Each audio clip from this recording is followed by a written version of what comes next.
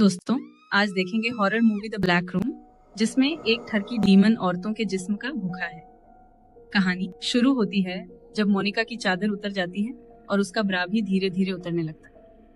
मोनिका के हल्के दब होंठ बताते हैं कि कोई शैतानी शक्ति उसे किस कर रही है। जैसे ही मोनिका खुद को वासना में खोने वाली होती है, मिस ब्लैक उसके कमरे में दाखिल होती है। वो भूत को भगाने की कोशिश करती है, लेकिन अब बहुत देर हो चुकी होती है। उसकी पोती के जिस्म पर भूत का कब्जा हो चुका है। दुखी मन से दादी फैसला लेती है कि अपनी पोती को बचाने के लिए वो अपने जिस्म को भूत की वासना मिटाने के लिए कुर्बान कर देगी। इसके बाद दादी जादुई प्लेट उस बेसमेंट में पहुंचती है और मोनिका दादी को रोकने के लिए दादी के पीछे पीछे बेसमेंट में आ जाती है। बचपन से ही दादी ने उसे बेसमेंट में जाने से मना किया था, लेकिन इस बार उसे अंदर जाने का बहाना मिल गया और फिर मोनिका पूरा दम लगाकर उस कमरे का दरवाजा खोल देती है। पूरा कमरा अंधेरे में डूबा हुआ था। जादुई प्लेट जमीन पर पड़ी थी। मोनिका ने देखा कि दीवार पर बना अजीब सा लाल निशान चमक रहा था। सबक हैरान करने वाली बात यह थी कि मोनिका को उस निशान के पीछे से रोने की आवाजें आ रही थी।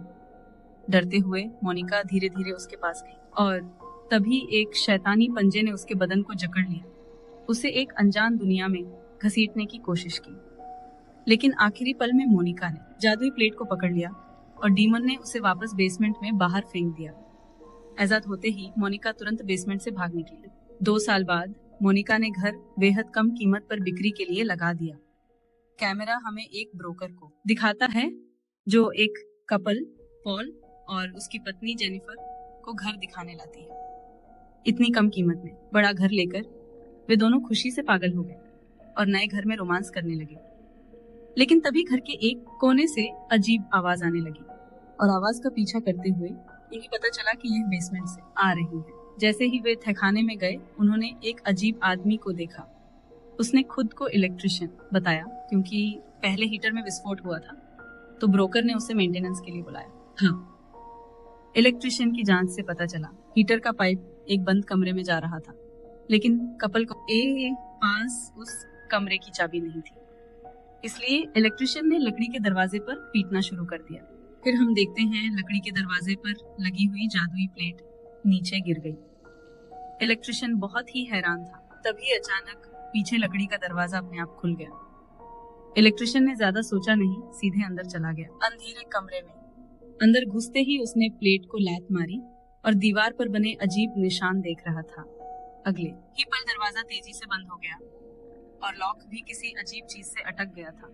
इलेक्ट्रिशियन फंस चुका था। घबराहट में उसने दरवाजा जोर जोर से पीटना शुरू कर दिया।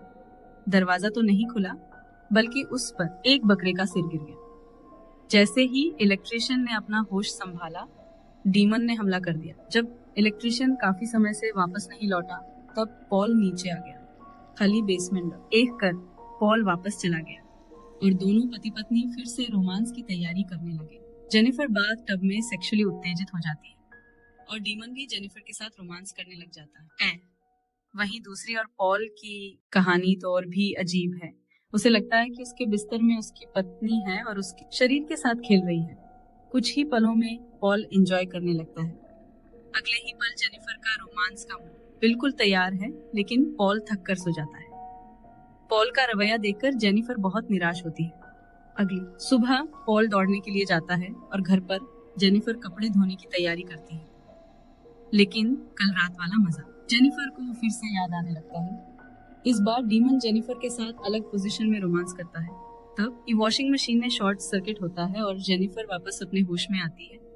अपनी पत्नी को खुश करने के लिए पॉल जेनिफर के साथ रोमांटिक दिन बिताने का वादा करता है और दोनों किस करने लग जाते हैं। उसी वक्त दरवाजे पर घंटी की आवाज होती है। दरवाजा खोलने पर हमें जेनिफर की छोटी बहन कैरन दिखती है। क्योंकि जेनिफर का नया घर कैरन के स्कूल के बिल्कुल पास था, उसने सोचा क्यों ना दीदी के घर पर ही रहा जाए। इसके बाद पॉल घर में कुछ अजीब महसूस करता है और फर्श पर कान लगाकर देखता है। तभी बेसमेंट से आती अजीब आवाज ने उसकी क्यूरियोसिटी जगा दी। उसने नीचे जाकर देखने का फैसला किया। तहखाने में पहुंचकर पॉल ने देखा कि पहले जो लकड़ी का डोर बंद था वह खुला हुआ है। जैसे ही उसने अंधेरे कमरे में कदम रखा, वैसे ही लाइट जल उठी और उसे मरे हुए लोग दिखने लगे। वे सब पॉल का नाम लेकर चिल्ला रहे थे। फिर अचानक उसे कर्क का झटका लगा। अब पॉल का व्यवहार बदल गया था। शायद अब पॉल का जिस्म किसी शैतानी आत्मा की गिरफ्त में था। बहन के स्वागत में जेनिफर ने बाहर डिनर करने का सुझाव दिया और सबने खुशी खुशी हाँ कर दी। अब कैमरा हमें रेस्टोरेंट का सीन दिखाता है, क्योंकि उन्होंने पहले से बुकिंग नहीं की थी।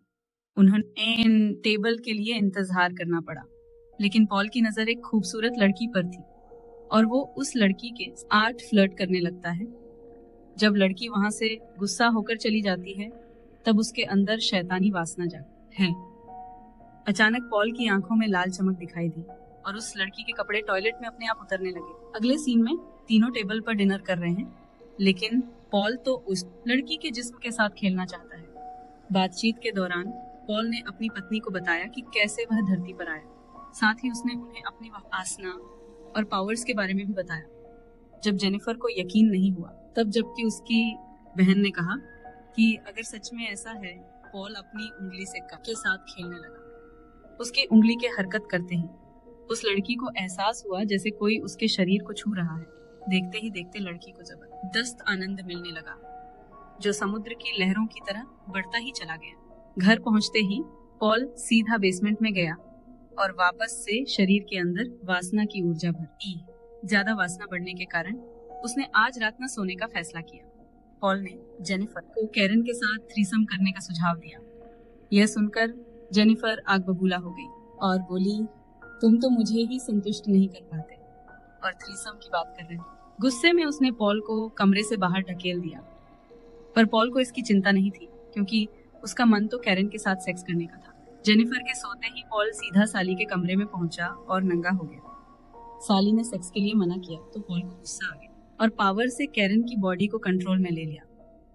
एक तरफ पॉल कैरन के साथ मजे कर रहे था, तो दूसरी ओर जेनिफर भी सपने में चरम सुख का आनंद ले रही थी। अब पॉल किसी डीमन जैसा दिखने लगता है और जबरदस्ती कैरन की इज्जत लूट लेता है। अगली सुबह जेनिफर के उठते ही उसे पता चला कि उसकी बहन गायब है। पॉल ने बताया कि छोटी बहन स्कूल चली गई है, तो जेनिफर ने ज्यादा सोचा नहीं। कल वॉशिंग मशीन खराब हो गई थी, इसलिए जेनिफर ने प्लम्बर को बुलाया। प्लम्बर जैसे ही बेसमेंट में गया, वहां उसे वही छोटी बहन मिली, जो अब एक भूतिया गुलाम बन चुकी थी। वो प्लम्बर को रोमांस के साथ बुलाती है और उसको मार देती है। अगले सीन में जेनिफर लाइब्रेरी में पॉल की कहानी की छानबीन करती है। तभी एक अजीब आदमी जो काले लबादे में था जेनिफर से बात करता है। लड़की का चेहरा देखते ही जेनिफर तुरंत उसकी पहचान जान गई। वह पिछली मकान मालकिन मोनिका थी। मोनिका ने जेनिफर को बताया, उस घर में एक डीमन बंद है। अगर तुम जीना चाहती हो तो यहाँ से तुरंत चली जाओ। यह चेतावनी देकर मोनिका जल्दी से वहां से चली गई। उसकी बात सुनकर जेनिफर भी बहुत घबरा गई। घर लौटते ही उसने पॉल को मोनिका की बातें बताई, लेकिन पॉल तो पहले से ही डीमन के कब्जे में था, इसलिए उसने जेनिफर से जोरदार झगड़ा किया। पति का रवैया देखकर जेनिफर को समझ आया कि कुछ गड़बड़ है। जेनिफर ने ब्रोकर से संपर्क करने का फैसला किया, लेकिन जैसे ही उसने फोन किया, पॉल ने अपनी शक्ति से फोन लाइन काट दी। हार न मानते हुए जेनिफर ने मोबाइल निकाला और दोबारा एजेंट को फोन करने लगी, लेकिन नंबर डायल करने से पहले ही उसके दरवाजे की घंटी बज उठी। दरवाजा खोलकर देखा तो उनके फ्रेंड आए हुए थे। मेहमानों को जेनिफर ने उन्हें घर दिखाना शुरू किया, लेकिन लड़के को बेसमेंट में ले गया। जैसे ही वह उस अंधेरे कमरे में घुसा, डीमन ने उस पर हमला कर दिया। मास्टर बेडरूम में पहुंचकर जेनिफर ने जेन फोन दिखा तो ब्रोकर को फोन करने लगी। दूसरी ओर लड़की अपने हस्बैंड को ढूंढती हुई नीचे उतरी, लेकिन उसके पैरों के नीचे से धुआं उठने लगा और डीमन उसके शरीर के साथ खेलने लगा। बदकिस्मती से इसका असर ज्यादा देर नहीं रहा, लेकिन पॉल उसे भी बेसमेंट में ले गया। वो बेसमेंट की सीढ़ी से पूरी तरह उतरे भी नहीं थे कि पॉल का सब्र जवाब दे गया और जादू से उसने लड़की के कपड़े उतार दिए। जेनिफर को पॉल की अजीब हरकतों से शक होने लगा कि पॉल बुरी आत्मा के कब्जे में है, लेकिन इससे पहले कि जेनिफर उससे सवाल करती, पॉल ने खुद ही सब कुछ कबूल कर लिया। उसने जेनिफर से कहा अगर उसे जवाब चाहिए तो बेसमेंट में आकर देखे, और ये कहकर वो खुद बेसमेंट में चला गया। बिना सोचे समझे जेनिफर उसके पीछे तहखाने में चली गई। उस छोटे से कमरे में पहुंचकर जेनिफर एकदम हैरान रह गई। वो कमरा शरीर के किसी अंग जैसा लग रहा था। वहां मरे हुए लोगों की लाश थी और बीच में एक विशाल हार्ट धड़क रहा था। पॉल ने अब अपनी असली पहचान छिपाना बंद कर दिया और एक डीमन के रूप में जेनिफर के सामने आया। पॉल ने बताया कि भगवान ने इंसानों और डीमंस के बीच एक दीवार खड़ी कर दी और अगर किसी डीमन को धरती पर रहना है तो उन्हें किसी इंसान के शरीर में घुसना पड़ता है, लेकिन इंसानों का नाजुक शरीर ज्यादा देर नहीं टिक पाता। लेकिन इस डीमन ने कुछ इंसानों की आत्मा का इस्तेमाल कर एक बच्चाधानी बनाया और पॉल के वीर्य का उपयोग कर बच्चा पैदा करेगा। वो एक ऐसी नई प्रजाति बना सके जो दिखने में इंसान हो लेकिन डीमंस की शक्तियां भी रखती हो। इस तरह डीमंस को अमर शरीर मिल जाएगा और धरती पर तबाही मचाएंगे। तभी बच्चा पैदा करने के लिए डीमन ने उनकी फ्रेंड के पेट में अपना वीर्य डाल रहा था। जेनिफर बहुत डरी हुई थी, लेकिन तभी अचानक मोनिका की दादी ने पॉल का गला दबोच लिया। वहीं जेनिफर ने पॉल से जुड़ी अजीब ट्यूब को खींच लिया, लेकिन डीमन अब दीवार तोड़कर बाहर आने ही वाला था। आखिरकार जेनिफर और पॉल अंधेरे कमरे से बचकर भाग निकले और खुशकिस्मती की बात यह हुई कि जेनिफर को वो जादुई मिरर भी मिल गया जो इलेक्ट्रिशियन के हाथों अलमारी के नीचे गिर गया था। दोनों के बेसमेंट से बाहर निकलते ही डीमन भी उनके पीछे पीछे आया। पॉल और उसकी पत्नी को कोने में घेरने के बाद डीमन ने शक्तियां दिखानी शुरू की। डीमन बहुत पावरफुल था, लेकिन उसके प्लान में एक बड़ी कमी थी।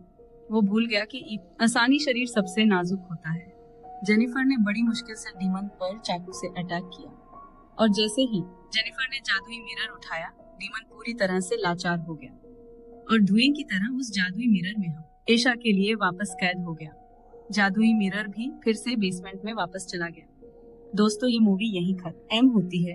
आप कमेंट में बताएं कि आपको कौन सा सीन सबसे अच्छा लगा और चैनल को सब्सक्राइब जरूर करें।